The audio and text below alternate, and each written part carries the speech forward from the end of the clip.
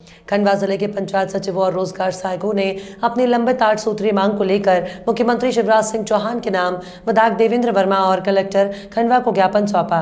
साथ ही चेतावनी भी देते हुए बताया कि समय सीमा में हमारी मांगों का निराकरण नहीं किया गया तो भोपाल जाकर जंगी प्रदर्शन करेंगे, जिसकी समस्त जवाबदारी मध्य प्रदेश सरकार की होगी।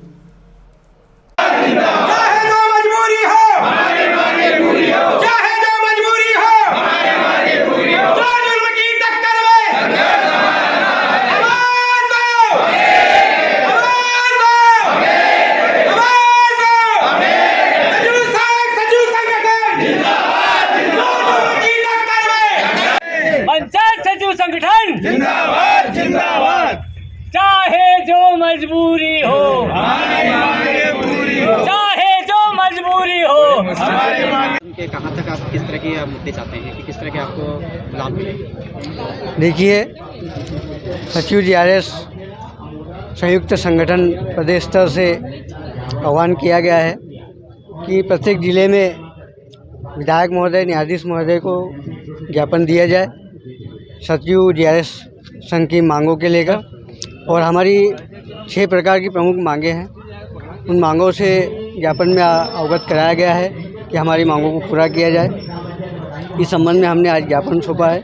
आगामी रणनीति यही है कि इस ज्ञापन के माध्यम से हमारी मांगें मान ली गई तो ठीक है, वरना हमारे द्वारा प्रदेश स्तर पर धरना आंदोलन और रैली निकालकर हड़ताल का रूप लेंगे हम।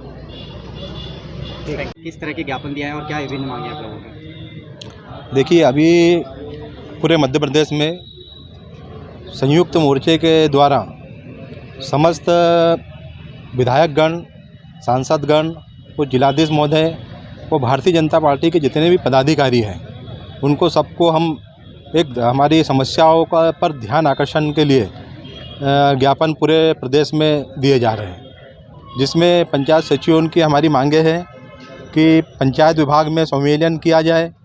7वां वेतनमान का लाभ समस्त कर्मचारियों को दिया जा रहा है, परंतु पंचायत सचिवों को नहीं दिया जा रहा है, तो पंचायत सचिवों को भी 7वां वेतनमान का लाभ दिया जाए।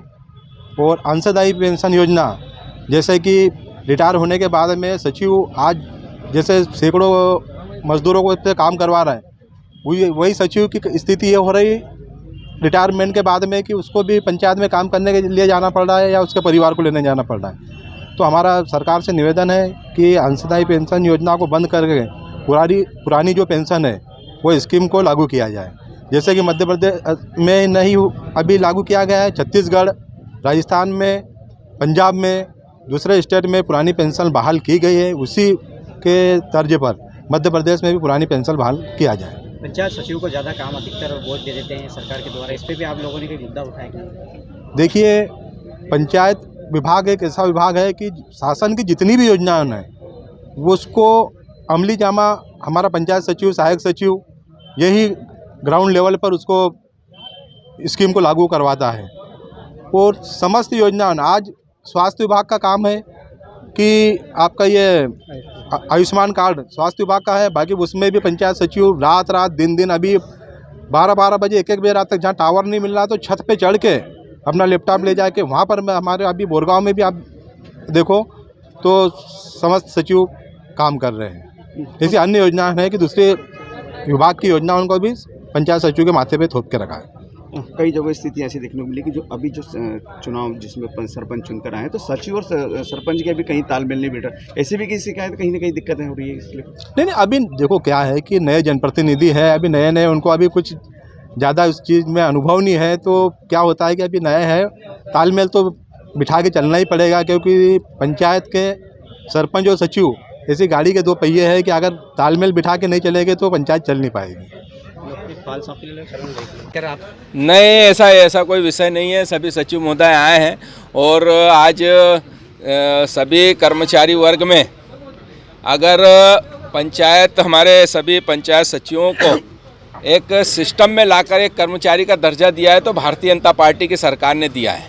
हम सब ने देखा है कि 500 और 1000 रुपये के वेतन पर अपना जीवन चलाते थे और सभी सुविधाओं से वंचित थे और कर्मचारी अपने आप को कर्मचारी मान सके ऐसी इनकी स्थिति नहीं थी। आज सम्मानजनक एक पद स्वीकृत करा है, सम्मानजनक वेतन दिया है और उनकी जो जो मांगे थी उन मांगों को भी अगर पूर्ण करा है तो शिवराज सिंह जी चौहान ने करा है। और अगर कुछ ऐसी छोटी छोटी मांगे हैं जिनको रेगुलर किया जाना है, जैसा कि इन्होंने बताया अनुकंपा नियुक्ति वगैरह का, मैं बताना चाहता हूं कि अन्य कर्मचारियों में भी जहां तक मुझे जानकारी है, चाहे अन्य विभाग हो, उसमें भी रोस्टर का सिस्टम लागू है, तो उसी की प्रक्रिया के तहत इसमें लागू किया गया है। लेकिन ऐसे अनेक जो मुद्दे हैं जो शासन स्तर पर सुधार हो सकते हैं, तो हमारी भारतीय जनता पार्टी की सरकार है, मुख्यमंत्री जी हों कि सभी संवेदनशील और गाँव की प्रथम इकाई है जो विकास में महत्वपूर्ण भूमिका निभाते हैं, तो निश्चित रूप से इनकी सुनवाई हो और जो इनकी समस्या हल हो सकती हो उनको हम हल कराने का प्रयास निश्चित रूप से करेंगे और इस विषय को मुख्यमंत्री तक अवश्य लेकर जाएंगे। किन मुद्दों को लेकर दिए और आगे क्या इस पर आगे एक्शन होगा? हमारी मांगे शासन को बहुत बार हम कर चुके हैं और मैं खंडवा जिलाध्यक्ष राजेंद्र पाल, अगर मांगे नहीं मांगी गई तो उग्र आंदोलन करेंगे। शासन प्रशासन को दूसरे प्रदेशों से देख के सीख लेनी चाहिए। राजस्थान और वहाँ पर सचिवों को पेंशन दी जा रही है, हमारे को ना छठवां मिला है ना सातवां मिला है और मरने के बाद की कोई गारंटी नहीं है। हमारे साथी कुछ मरे हैं बेचारी, आज भाभीयों को देख के तकलीफ होती है। जो रोजगार गारंटी में हम लोगों को काम देते थे उसमें हमारे साथी की मृत्यु के बाद उनकी मिसेस और बच्चे काम कर रहे हैं। रोजगार सहायकों की तनख्वाह मात्र 9,000 रुपये में, 9,000 रुपये में कैसे परिवार चलाएगा आप खुद समझ सकते हैं। सचिवों को भी शासन की पूरी 53 योजनाओं का भार दे रखा है। एक आदमी कितना काम, अन्य विभाग की योजनाएं भी सचिव और सहायक सचिव के माथे मान दी गई है। हमारा रोजगार सहायकों को नियमितीकरण हो, उनका वेतन बढ़े, हमारे को अनुकंपा नियुक्ति हो, छठवां वेतन मिले, सातवां वेतन मिले। और हमारी मांग जायज इसलिए भी है, अगर दूसरे प्रदेश कर सकते हैं तो मध्य प्रदेश में मामा जी क्यों नहीं कर सकते? अगर आप प्रेम से नहीं मानेंगे तो आर पार की लड़ाई होगी। 2023 चुनाव आ रहे हैं, उसको लेकर क्या कहना?